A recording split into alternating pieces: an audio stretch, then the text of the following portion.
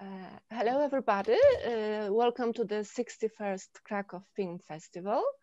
I hope that you have enjoyed the screening and either online or in the cinema, because as you know and probably checked, we have screenings both in the cinemas. Finally, they're open in Poland and online. And we have a brilliant pack of filmmakers with us today. We have all of the filmmakers of the films presented on the show. And I will just introduce who is who. And please, when I will talk about you, just perhaps, wave that you are there. So we have Raluca Lupascu. God Was Here, the author of God Was Here. Then we have Jay Rosenblatt, When We Were Bullies. Alexis Chartrand, The Danger in Front. Joanna Quinn and Les Mills, Affairs of the Art, and Vladimir Leshikov from Comeback. Sorry if I mispronounce your names. I hope perhaps not. Guys, because this is so fascinating, can you just tell, just a sentence, a few words, where are you now? Perhaps Raluca, I could start with you. Where are you now? Because, I just wanted the viewers to know that. Well, I am originally from Romania, but I'm living in the Netherlands for the last 7 years, very close from Amsterdam, and I'm very happy to be here. So thank you very much for the invitation. Vladimir? I'm all the time mostly staying in Latvia, in my hometown Riga. So currently I'm also here. So you can say hello to Riga. It's there. Hi, Riga. Hi, Riga. Hi, Riga. Yeah. Hi, Riga. Joanna and Les, I guess that you're also like in your office or your... Yes. Well, no, actually we're not. We're in Joanna's home studio, and the office, the business is somewhere else. Mm-hmm. Because of the lockdown and COVID, we moved the studio to this place just temporarily. But we're in Cardiff in Wales. Mm-hmm. In the UK. Mm-hmm. Alexis? Hi, I am from Montreal, Canada, as you can see. And that's yeah, I still live in Montreal because I can't move for now, like everybody, I guess. So, yes. Yeah. And Jay? Yeah, I'm in San Francisco. Been here for a long time, but originally from New York. So we have like the whole world in those 6 little screens. The whole world and a very different films, I would say. If I was to look for a thing that connects them, would be the spark of humor that I definitely see in all of your films, and the spark also of a twist. You are not just telling a story, you are kind of remaking the story and looking for some little different points that you can perhaps show the viewer to. And I would like to ask you perhaps a little bit more general questions to all of you. What were the beginnings of your projects? The documentaries, and perhaps I would start with 2 documentaries that we have in this bunch. Raluca, perhaps if you could tell me how did you come upon the little miracle village, and why did you decide that this is the place that you want to stay and observe and talk with the inhabitants, with the villagers? I'll try to make it short. It's a very beautiful story, but also a very long one. I growing up in Romania I really liked the films of Emir Kusturica and the Balkan tragic comedy style. I really love it. And I really wanted to do this in documentary. So I found the perfect theme and perfect village for it. And we went there. I went there together with my 2 producers. And we discovered that the tradition we were looking for doesn't exist anymore. So being there, basically, everybody thought that they wanted to reenact the tradition. They didn't really know the difference between fiction and documentary. But being there, we were, from the first day, kind of like a bit disappointed that the tradition wasn't like in place anymore. But everybody was telling us about like a tree and a miracle that happened, a shepherd that saw God under a tree, and everybody that we met in that village was like warm-hearted, open, ready to tell a lot of stories about that tree. So we said, okay, we're gonna go to the tree.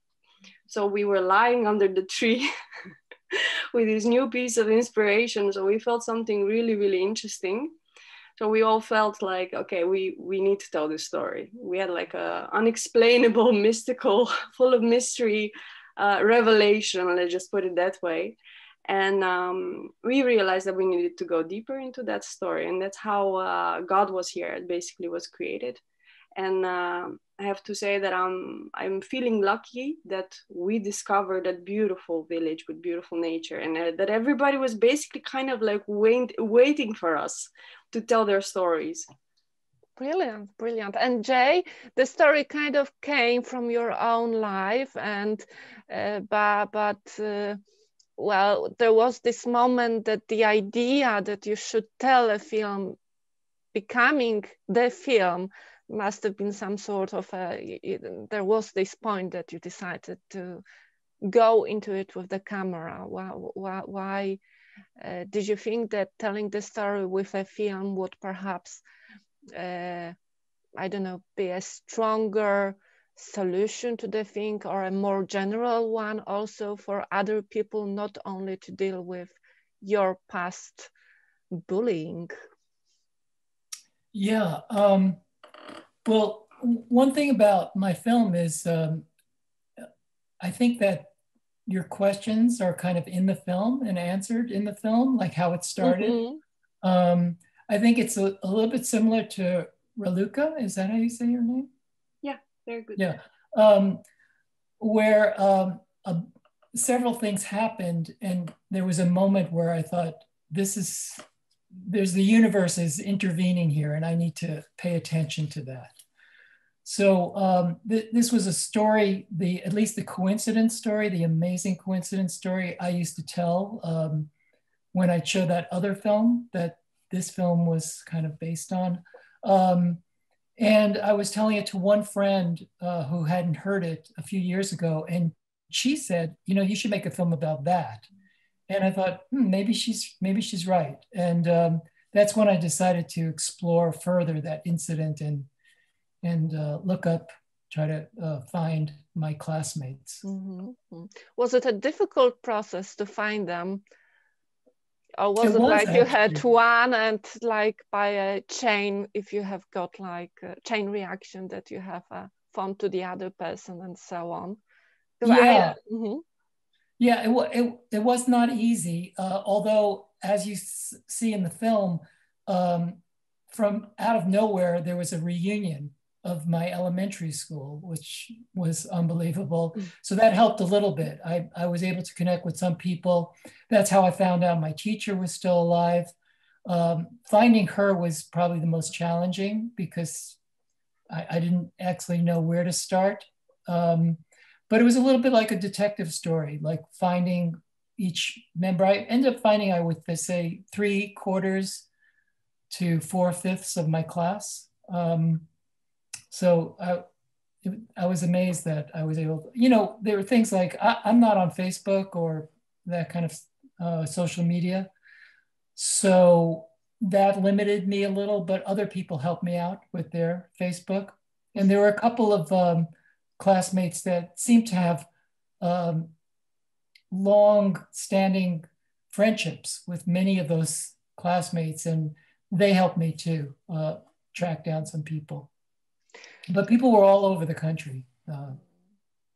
It's brilliant how the universe works and kind of finds the director, I don't know, finds the subject because there are so many coincidences. There's like the tree, there is this spark. And I was wondering, Alexis, for you, when and why this crazy idea about a very imaginative barber came to you? Was it also, I don't know, that you were sitting at a barber's and were thinking, I don't know, will he cut my throat? No, I cut my own hair, but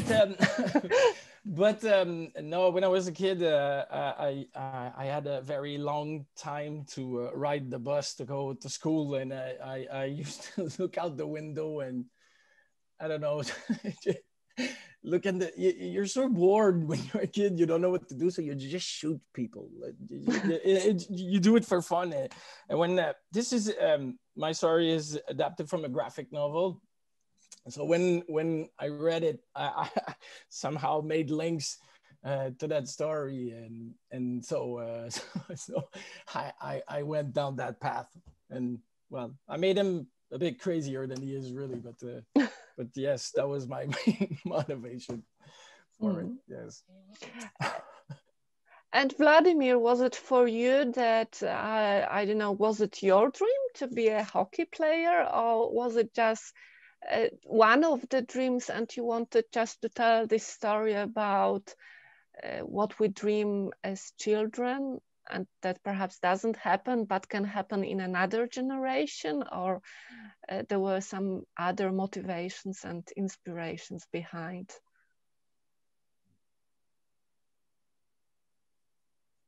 I think I cannot hear you. Oh, sorry. Yeah. Yeah, when I was a kid, something like about maybe 7 years old, I was playing hockey until 15 years old.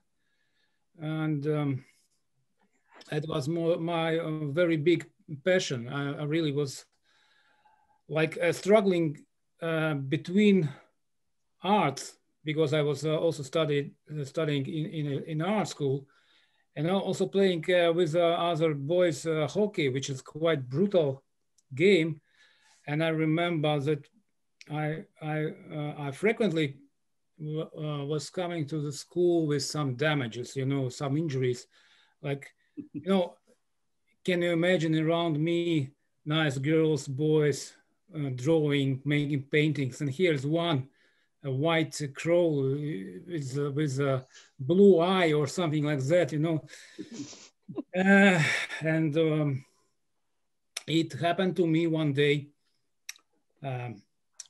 School chief, say teacher or prefect, I don't know what's correct name for it. He invited me to say, just, okay, Vladimir, you have to choose, because, if you want to play, let's do it. If you want to be an artist, so maybe it's better to stay out of sport. Oh, I make my choice. I make my choice. Now you see what I am, who I am. Yeah. So a poor artist, instead of being maybe superstar in NHL. Yeah, but so particularly, in particular, it's based on the two aspects, historical and personal. So personal, I just told you about, and then the historical, it's also big. If we are talking about the title of the film that's come back, which is actually, I think, more like comes from the sport slang. So in 72, it was a famous super series between Soviet Union and Canada, and first actually meeting of two big hockey nations. And it happened that first game was come back for Soviets, because they won game number 1 after losing 0-2, I think.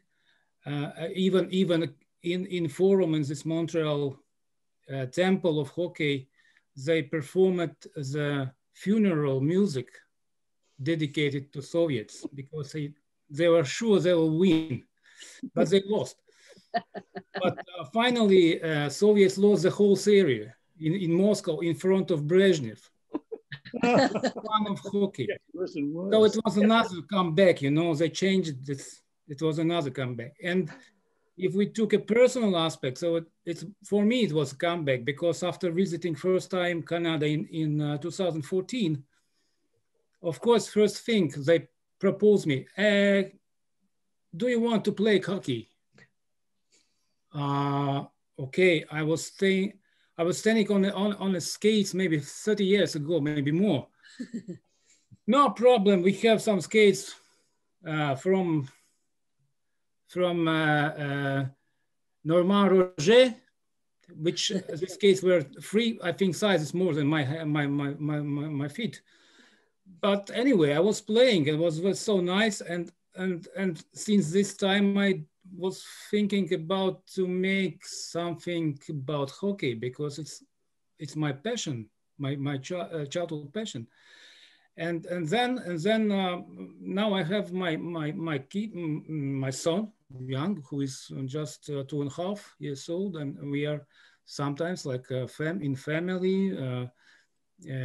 Mother and father are thinking who will be our son in future and so on, and then it's another comeback, you know, for me. I think I will do the same. When he will be 7 years old, I will present him a hockey stick, the same way as I got my first greatest gift ever when I was 7 years old, this wooden hockey stick beside the door for a gift from Santa Claus. So I think I will do the same. So it's my like interpretation of all these things in one film.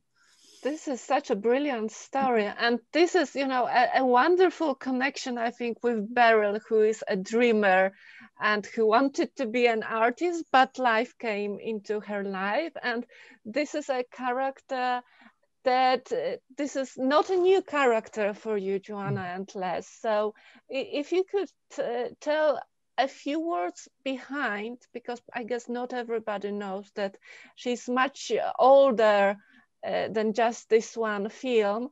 And then the other question, how did you come with this another kind of chapter of the story of her life? Okay, well, I'll go first. This film is the 4th film starring our character Beryl, and the first film I made with her was when I was at college, and it was called Girls' Night Out, when Beryl appeared for the first time and she went to see a male stripper, and so that the research was good fun for doing that. And then after we did that, that's right, so I hadn't really thought about doing animation as a career, but we sent the film to Annecy and it won some prizes. And I just thought, oh my goodness, you can actually do this for a living. And it was at a time when there was money. So people were like offering us money to make another film. So Les wrote another film, and that was called Body Beautiful. And that was all set in the factory where she works. And it's all about sexism in the factory. But it's all based around, it's all funny. It's all humor.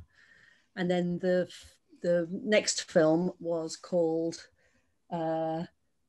Affairs of the Art. No, it's not. Family Ties.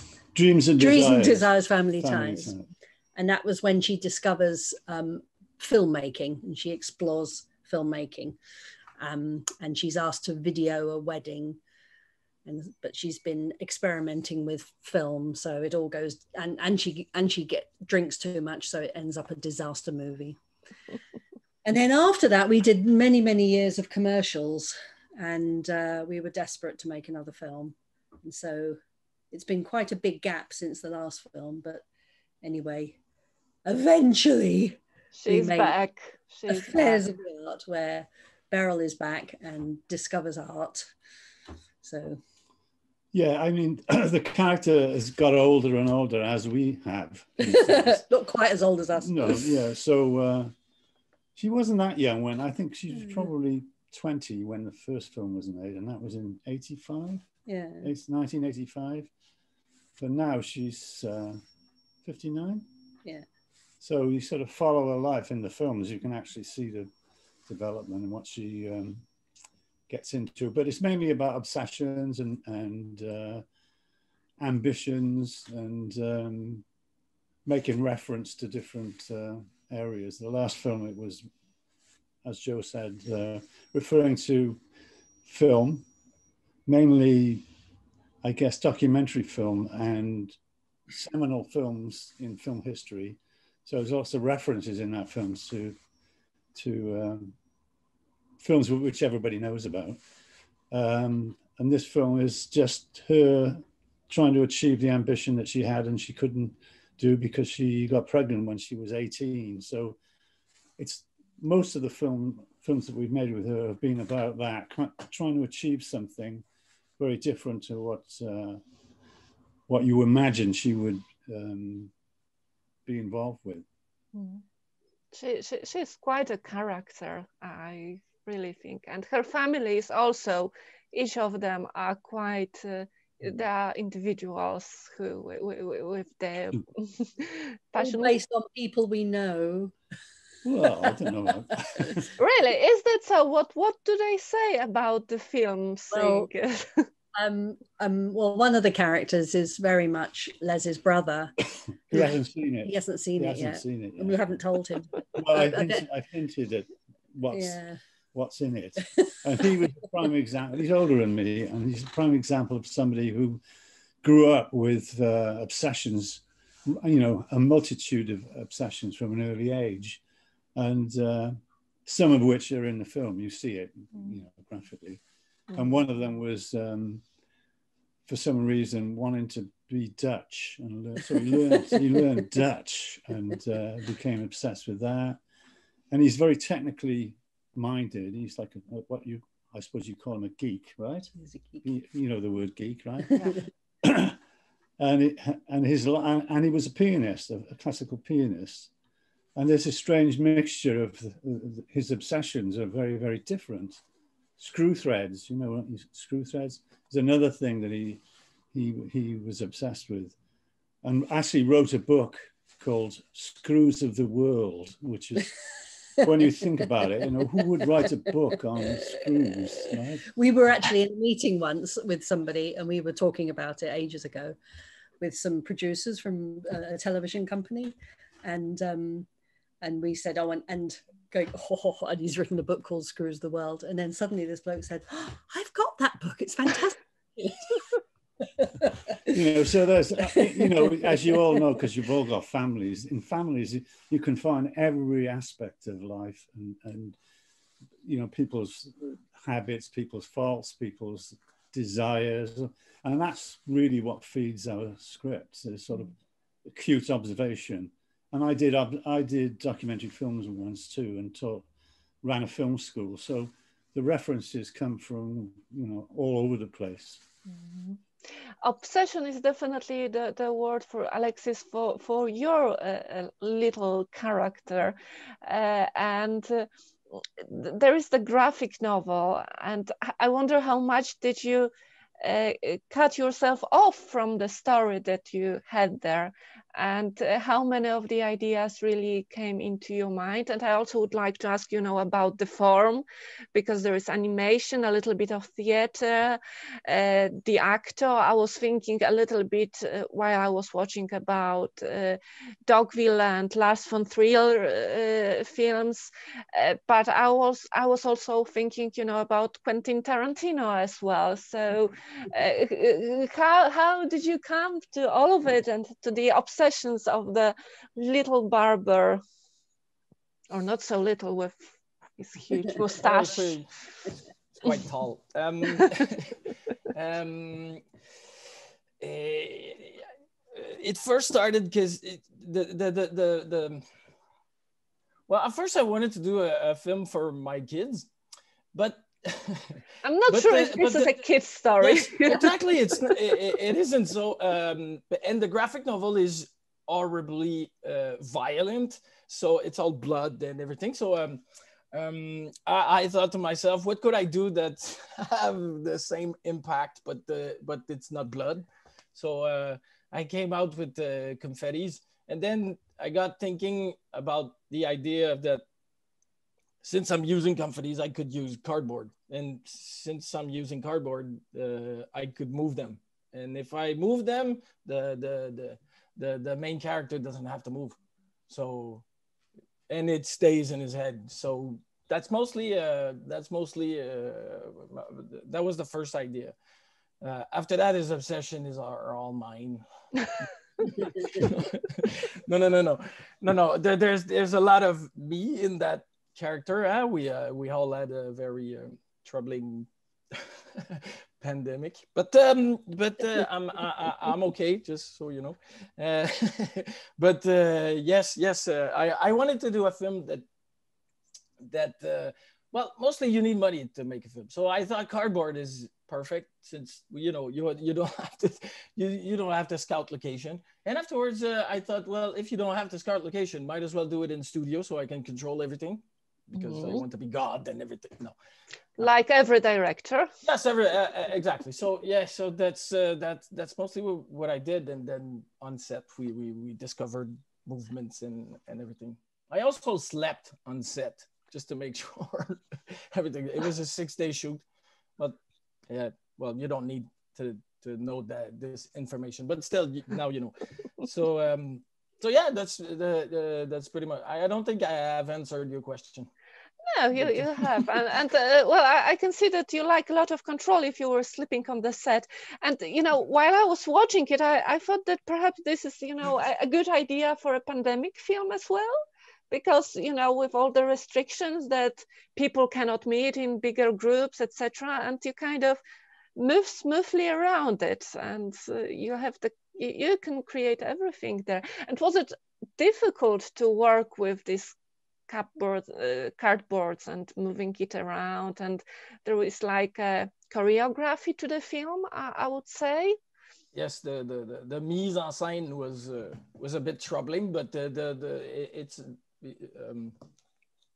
it's the fun of it, just so if the camera goes there, everything has to move, and we switch the lights and everything. So yes, it was that was the fun of it, really, just to get on set. Okay, so you have to go there, we have to go there, since I've been making video and films for a long time now. So when you get into studio, you kind of know what the camera can do or cannot do. See?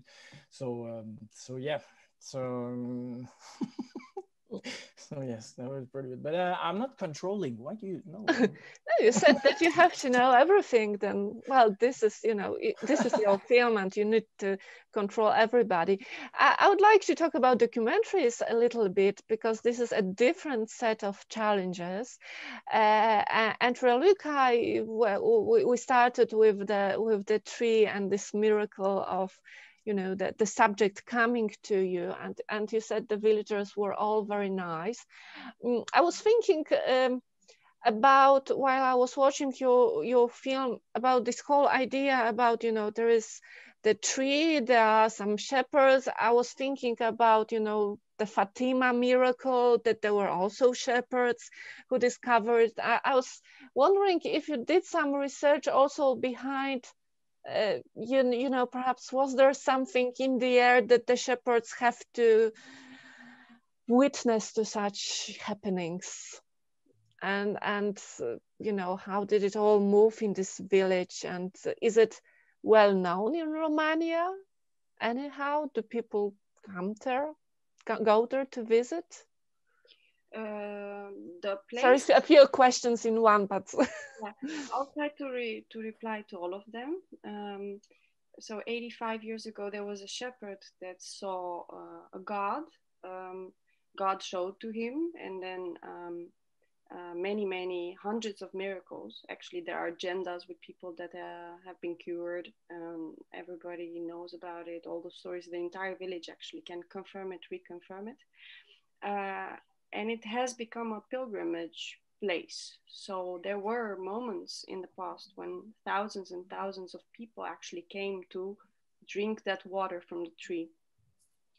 And I found it interesting because we went there and the whole village seemed abandoned.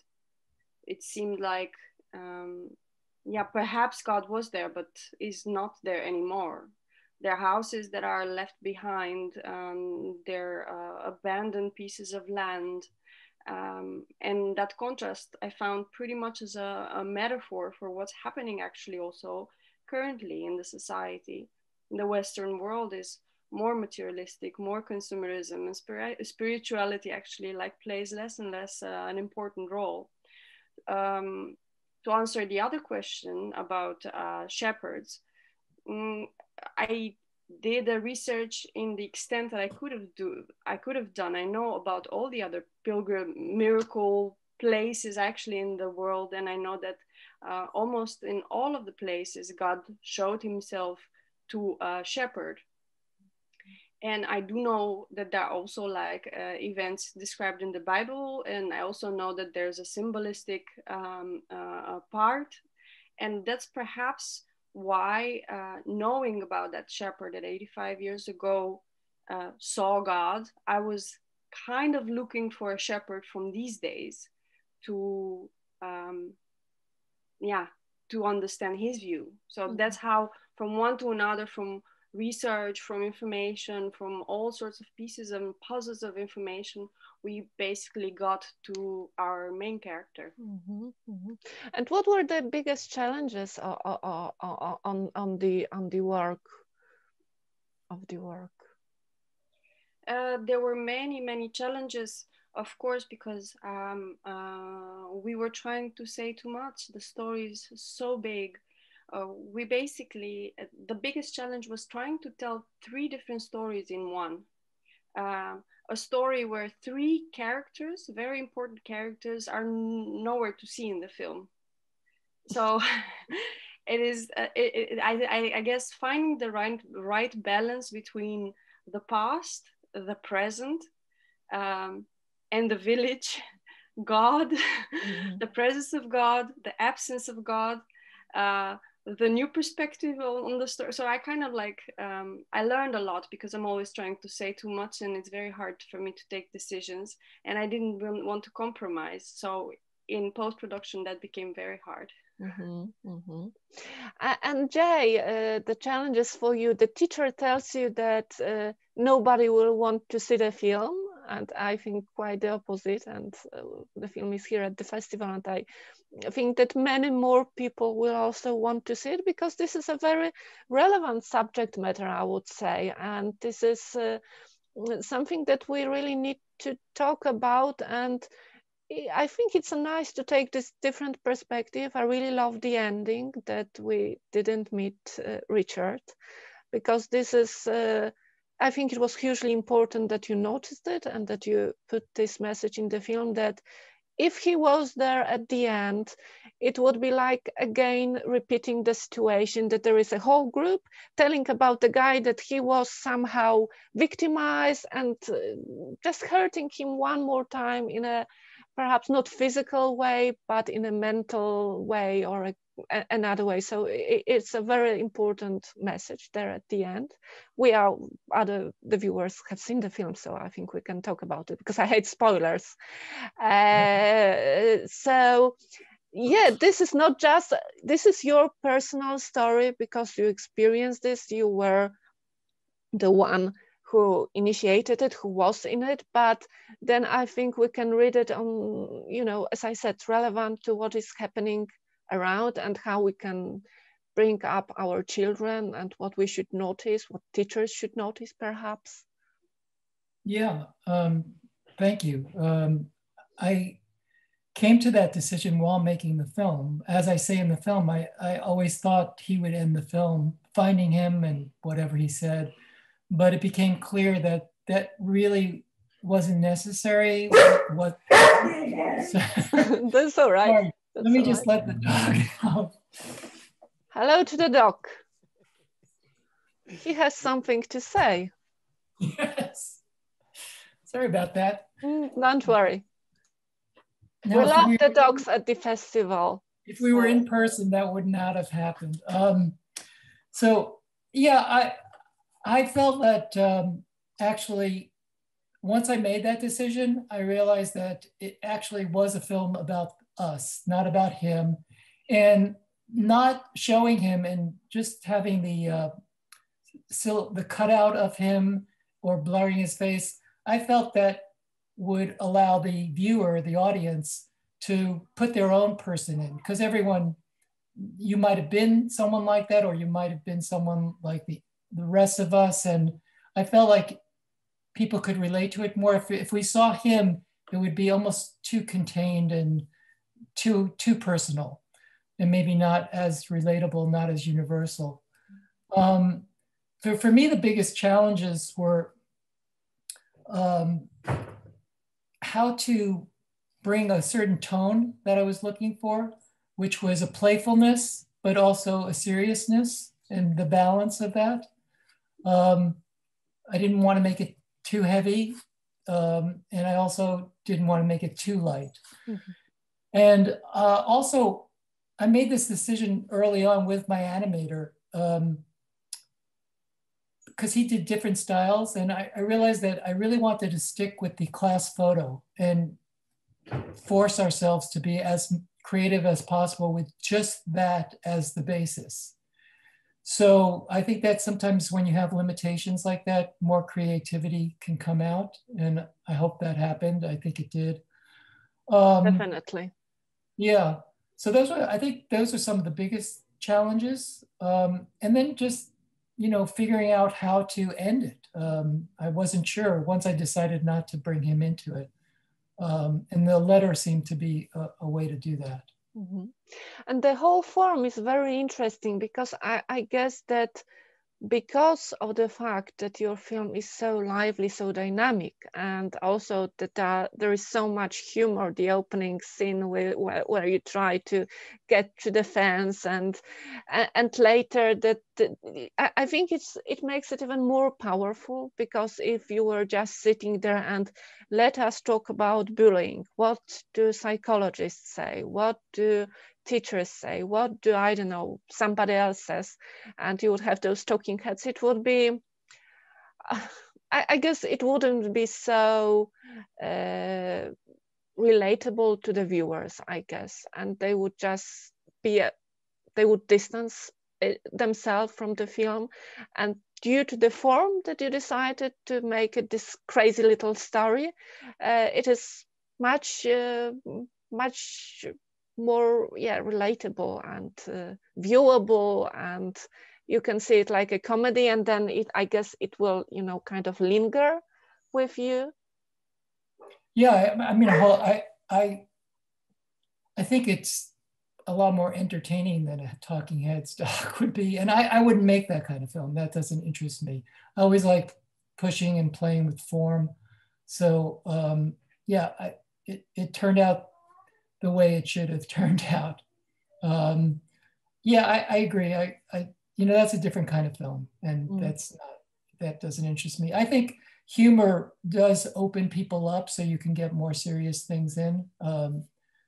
So I always try to bring some sort of humor into even serious films I've made. I was just wondering, have you screened the film to the lady teacher? Has she seen it? No.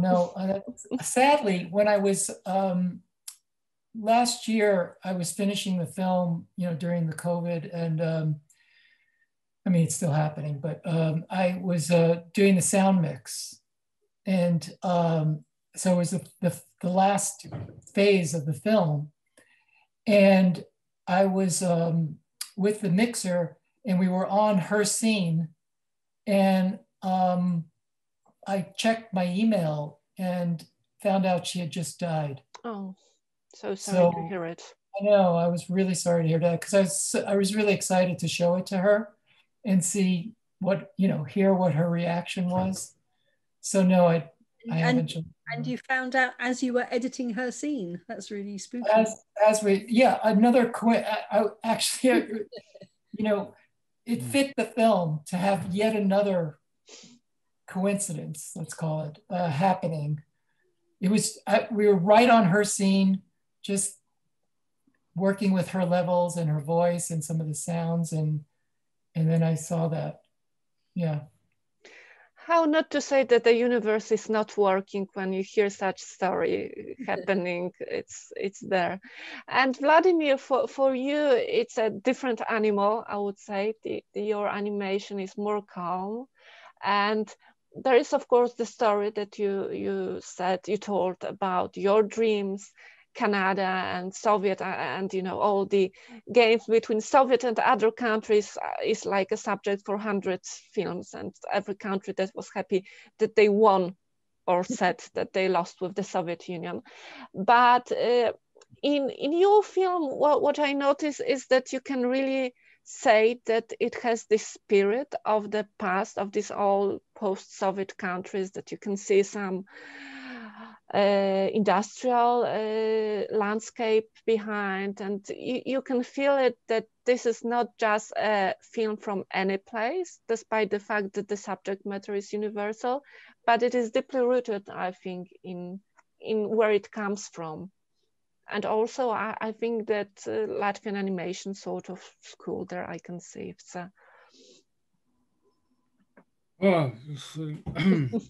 I'm not sure what I should say, because it's kind of complicated question. Yes, as I told you, everything in this movie based on the true and only true. It's like when you put your hand on the Bible, and say you will never say something which is not true. So there is everything is true, and this landscape, by the way, with kids playing hockey and the railway, it's just there. So we are there on the film set, really there. Yes, you are opposite. If you would stay in front of this window, you could see it. But the only difference is that trees are much bigger now. So it's good that they weren't cut down. So good for that, because there is a lot of cutting down trees. So, Was it a long process? Was it like, did you work on it like during the pandemic, or it started much earlier? No, it started just before. I think I started it in 2018. Yes, so it took me 3 years. Yeah, it was. If you ask me what was most complicated part in this work, I would definitely say that animating of hockey.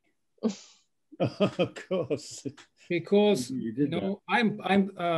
I'm still playing now. Not now because it's not allowed, but since I came back from Canada, I started to play hockey again. So I think it's my already 7th or 8th season. Wow. Congratulations, brilliant. Yeah, and it's also helped me to quit smoking, Oh. So, and yeah, and I was really excited. Wow, I really wanted to make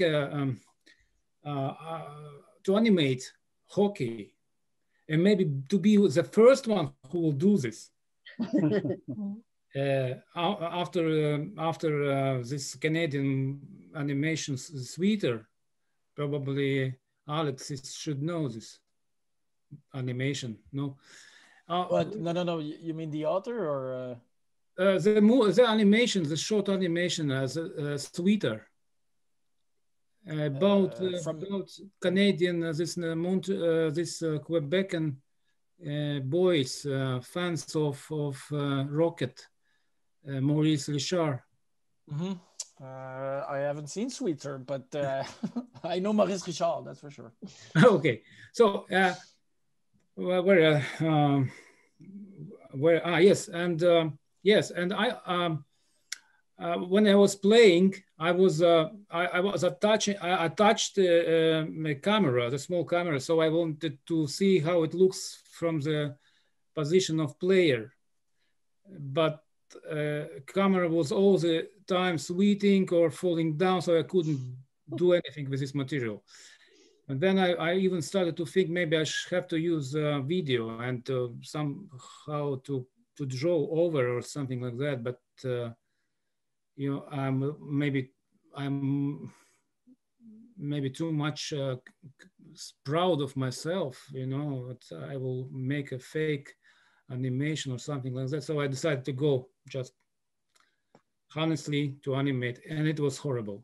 It was it was horrible, especially if I needed to animate not only 1 or 2 players in the same time, but I think in one scene it was 11, and they need to it's not like just running people. They have to communicate. You know, they have to pass this book and to run and to change position, and sometimes my brains were just like boiling, you know, because I couldn't find who is who there anymore. Yeah, it was challenging. It was challenging. Yeah, please. So did you do it on paper, or was it done digitally? How did you do it, and how did you put all the characters together? Yeah, well, first of all, this film is my first work I made completely in 2D and computer. So I just used this TV Paint first time, and no paper, but this way how to animate it was the same as on the paper. So, yeah. But only thing was that I had to draw all players at the same moment. Otherwise, I couldn't properly get this communication, the interaction, let's say, because no composition can help to do this, because it's just so. Yeah. And I remember that some Canadians told me when I told them about this story, they said, "Oh, I think there's still too little hockey. We would like to see more hockey." Always more hockey. More hockey. Throw away your personal stuff. You know? Canada, that's Canada. No, we don't care about your life, your childhood, and throw it away. Just hockey. Okay. By the way, Vladimir, you meant the film is The Sweater.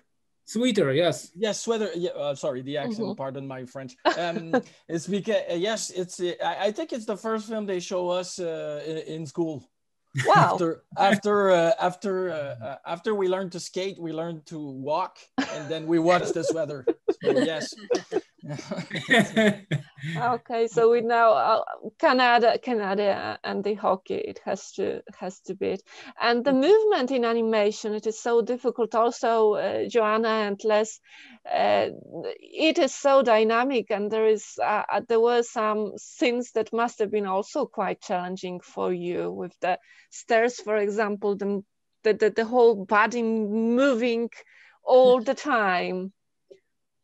Yes, it was quite challenging, I must admit. But I mean, the thing about animation, if you're not doing like 11 hockey players all at the same time, which is a nightmare, I would imagine, at least, you know, when you're watching animation, it bombards you and you think, oh my goodness, you know, there's so much there. But when you're actually doing it, you're able to break it down so everything is manageable, you know, into small chunks, and then put it all together. So you haven't got so many problems all in one go. It's like little problems, but complicated movement is my favorite, so I enjoyed it. Boring movement where just one thing moves, I can't do that. So sometimes I've had to do jobs for people and I've said, yeah, I'll help you out, and it's limited animation, so you don't have to move the body, you just move the arm, and it's meant to take about, you know, an hour, and I'd be there like 2 days later going, ah, because it's way too simple. So no, it's easy. It's not easy, but it's enjoyable.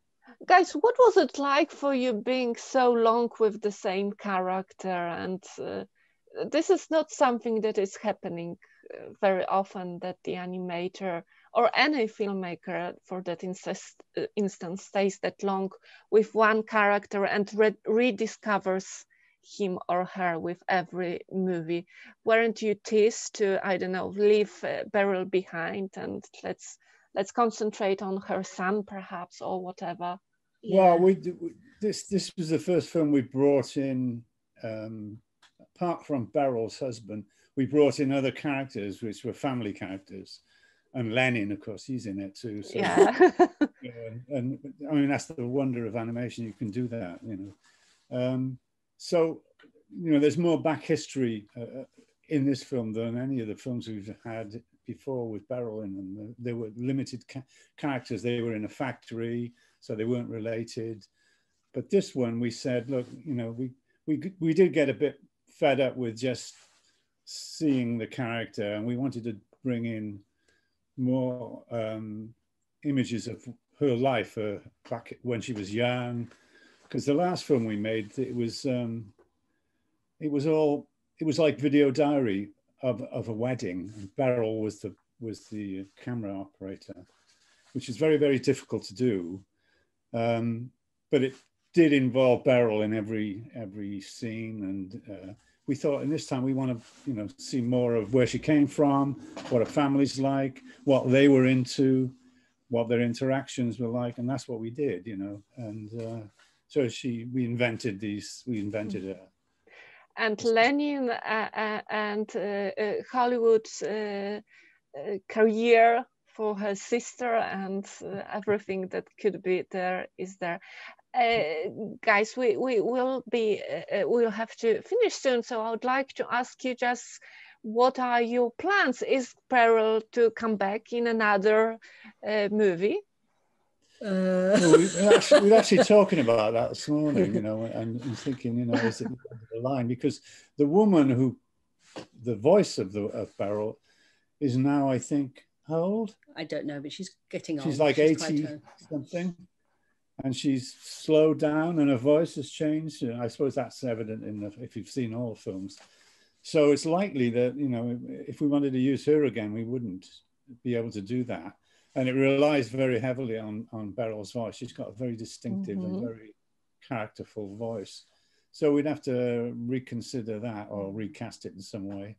So it's the dilemma we've got, whether to carry on with the character or do something very, very different. I mean, we've made other films without Beryl in them, lots of different things made, you know, about British imperialism and about French models for Toulouse-Lautrec.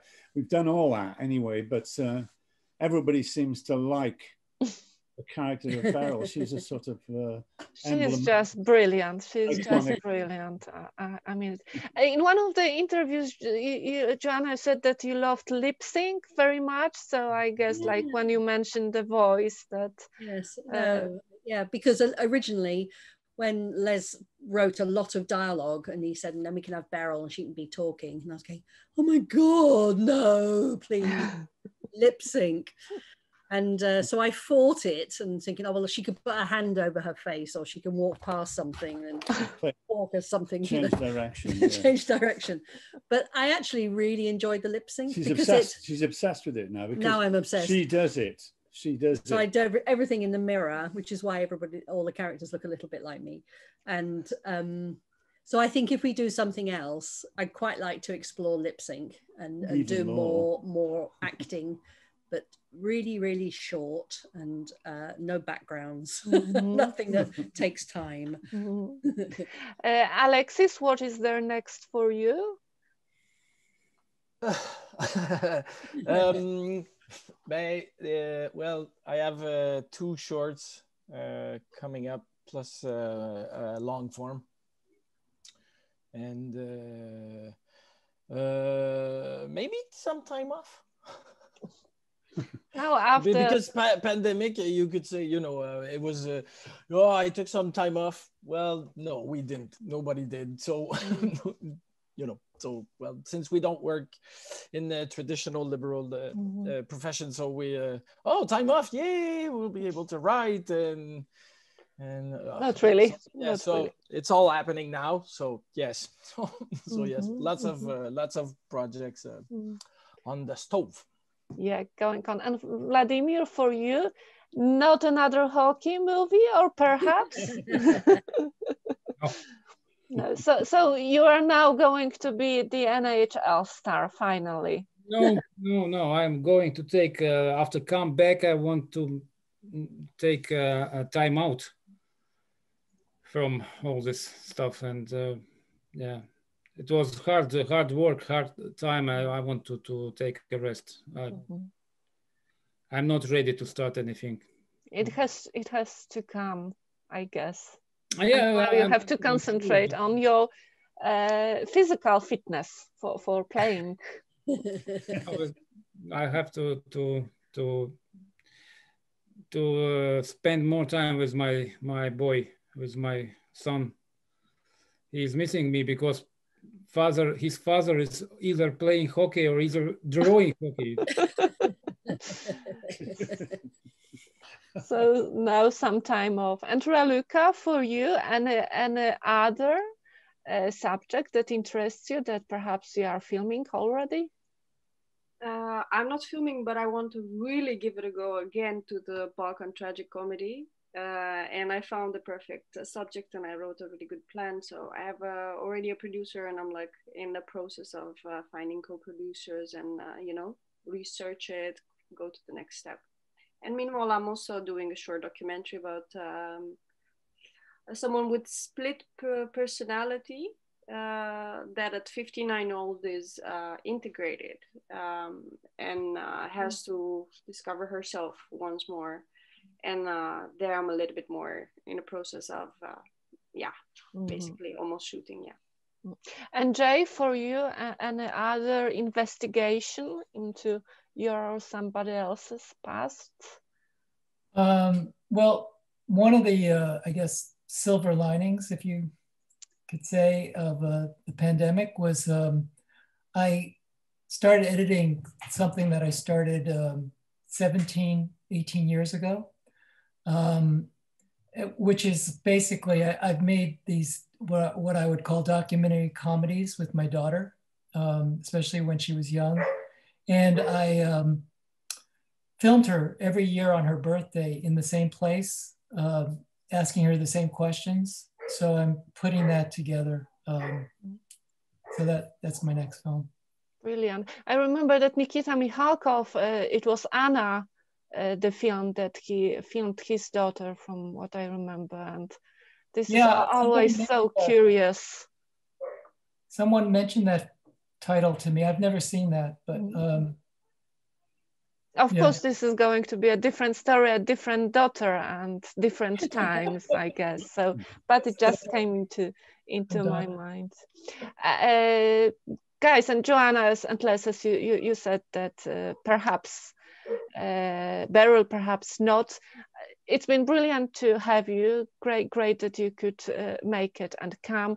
Ladies and gentlemen, one more time, Raluca Lupascu, God was here. John Rosenblatt, When We Were Bullies, Alexis Chartrand, The Danger in Front, watch out for barbers and what they have to say.